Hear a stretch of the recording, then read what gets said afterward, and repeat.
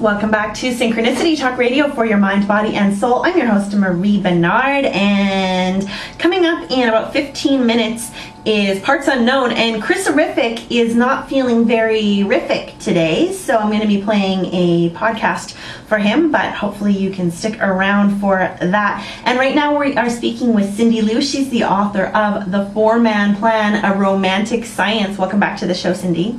Hi. Hi. So I want to ask you, what's the most important thing that you want to get across to listeners today? Well, seeing as that it's about to be Valentine's Day, and I know a lot of single gals, myself, I would have called it Black Tuesday. And I was in the service industry a long time. I was a waitress and a cocktail waitress. And I remember that I would always sort of be asked to work on Valentine's Day because I was single and it seemed like I didn't care. But it was a kind of a dark day for me. And so if any single women are out there thinking that, they're alone, I just want them to really embrace their singlehood in a new way. It's not a means to an end. If you're dating or if you're, not dating yet and don't know what to do about being single, but you feel sort of trapped by it, I want the women out there to really feel like this is such an incredible opportunity. And when you get to be a married lady like me, and it's been 11 years, 12 years since I've been on a date or had that rush of excitement of just like, it's just every day a brand new adventure with a different man and a different experience.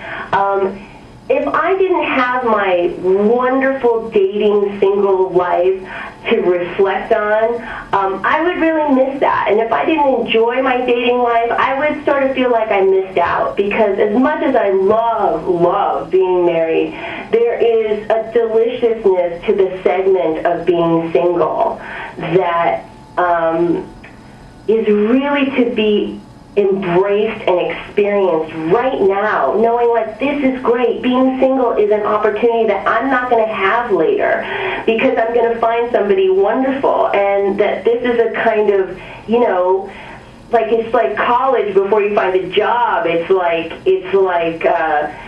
being child-free before you have a child. It's like as a complete freedom. So rather than feeling down about it, I'd love women to really feel that freedom. And then the second thing is if they feel like they don't have a date to go on or anywhere to be that day, is to consider the most important relationship they have right now, which is them and then themselves. And I'll be more specific and say them and their bodies. Right, because sometimes we're sort of separate. We can be mean to our bodies or dismissive to our bodies or just bossy, right? Like, get it done, do this, you're too fat here and you're not developed there, and all of the things that we do to ourselves. So maybe take Valentine's Day to have a sensual, perhaps even erotic, loving date with your own body. So if you don't have anything to do, then take that bubble bath and, really cherish yourself and nourish yourself with foods that you love and honor your own body on that day. I love that. Have a date with yourself. Yeah, like have a date with yourself. It's something that we don't do often enough. And people who are married and have children and the families and everything that, a single girl is dreaming about, trust me, they are dreaming about a 2-hour, champagne sipping bubble bath by themselves. Oh, yeah. Help you come up with that rejuvenates your spirit and your soul in connection with your body. Beautifully said. Oh, thank you so much, Cindy. I'm really, I feel like, actually, I posted this on your group and on my wall the other day. Now that I'm in a relationship, I actually, last year, felt I wasn't too concerned with Valentine's Day because I was dating so many people and it was just sort of like, meh, But now that I'm in a relationship and it's our first Valentine's Day, I suddenly felt all of this pressure. Yes, yeah. And so, is that normal? How did you experience your first Valentine's Day with Earl?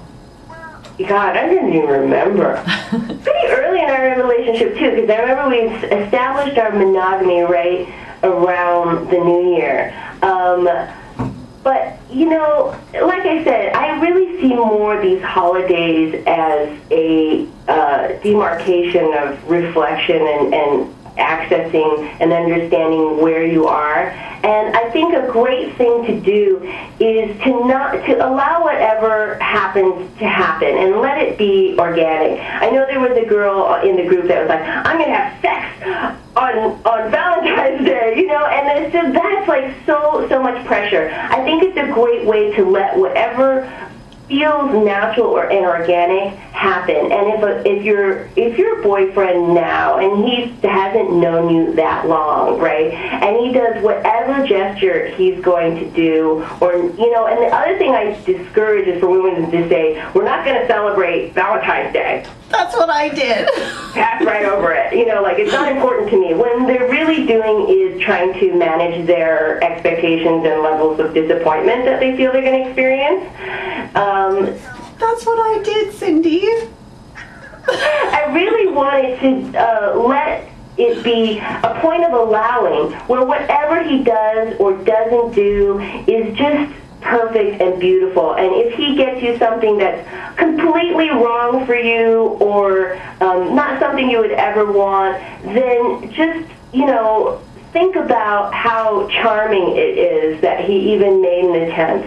And if he doesn't, that's okay too. Earl and I are not into celebrating Christmas or holidays or anything, but we do get nostalgic on the day, you know, so I'm sure I'll scrawl together some card for him with a drawing on it. And but what we have decided is that since our 5-year anniversary is on March 10th, that we're going to save the super sappy stuff for March 10th. But I have to say, we're so sappy all the time. We just came off of the most romantic evening of just hanging out together and horseback riding and cooking and enjoying each other's company and having a full sex life. We don't really know where to go with it on Valentine's. So I wish for everyone that would be their situation, you know, that their life is so full of love that it's just a way to say, and today this is where we are. Yay. And first Valentine's Day. In 10 years from now, it's going to be completely different. So just be like, and today, on this Valentine's Day, this is where we are, and it's lovely. well, he's out of town right now, so but I don't know if you saw on my Facebook page, he actually surprised me with had flowers delivered on the 10th. Gosh. Yeah, so it was totally unexpected and even better than getting them on Valentine's Day when everyone else did. So, yeah. And so this is your first Valentine's Day together, and this is where you are, and it's beautiful. Beautiful. And so, Cindy, before we go, I also want to ask you about approaching men, because that's a big hot topic. Some people, some dating experts say never approach a man, and with the 4-man plan, you say go out there, don't be a stalker, but yeah, it's fine to give a guy your card or say, hey, let's go for coffee. So how do you approach that, and why? Okay, so what I say is that, you know, for me, and I still do this, when I'm out in the world, I can't not approach men. That's not possible, you know, and my modus operandi is to always treat men like they're a man and always behave like I'm a woman, right?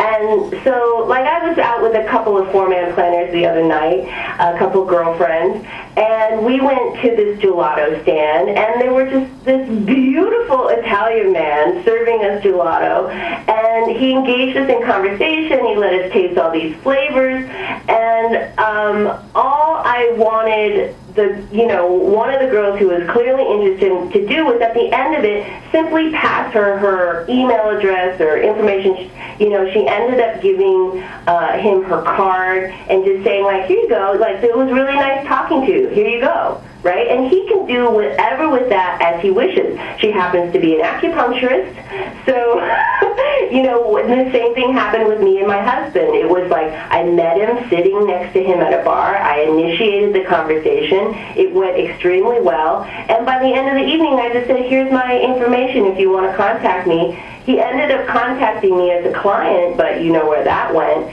So I just say it's not about approaching men like I'm going to have a date with you, or I like you, or I think you're hot. It's natural interactions in which you open a door upon your exit. Beautiful. Okay, so it's not about, you're making it clear that it's not about taking the male role of being the pursuer. No, it doesn't have to be, but it's like being a woman in every encounter, allowing a man to be a man in every encounter, and just leaving your information upon the exit. That's really all it means. And we run into people, talk to people all the time. You know, so other than online dating, that's definitely a way to go about it. And if you want to go up to a guy and tell him that you think he's hot and would love to go out with him sometime, that's okay too. You know, whatever the spirit moves you to do, it's just, let your fears excite you, not hold you back. And so, Cindy, now that you are happily married, how often do you flirt with guys like Gelato Man? Oh, I wouldn't consider myself a flirt, because now it's not an open door at the end, right? Now it's just the experience of the encounter. And so Earl and I are fully comfortable with letting ourselves fall in love with everyone we encounter, male or female, and letting them fall in love with us, having great energetic, emotional, and spiritual, physical boundaries set in place. So, I mean, that's really heaven on earth, is when you can just go out into the world and be in love and fall in love with everyone. And I'm sure you're noticing a difference as you're newly in love, that what is reflected back at you is just that much more beautiful, right? Oh, definitely. And yeah. To the world full of love, with as much love to give to everybody as I can, allowing myself to have a sexual essence and have a female essence and have all my intelligence and everything intact, and let people fall for it as I look for that divine in them. Beautifully said. Everything tough. Oh no, of course. Well, Cindy, it's time to wrap up the show. Thank you so much for being on Synchronicity today. It's been such a pleasure. Is there anything that you want to add before we say goodbye? I just want men and women to know that, this life is supposed to be fun, and the pursuit of love, which is opened up to us in our culture to express in any way we want, is to really embrace the rareness of that through the history of humanity, that we have this thing called falling in love, and that we have absolutely free choice with it. And we can get stymied by the limitless options of those choices. And so the 4-man plan is just a way to introduce a structure into that, so we can make it fun for ourselves. After all, we're ethereal beings that are placed into a structure or form of the body. So something ethereal like love placed into a structure or form like the 4-man plan only makes it a more exciting place to play. So it's supposed to be fun. They should be having fun. Oh, thank you so much, Cindy. It's been such a pleasure, and happy Valentine's Day. Happy Valentine's Day to you. Looks like you already got your lovely goodie, and I'm sure there's more to come. Yeah. Okay, well, have a great day. Take care. Bye-bye.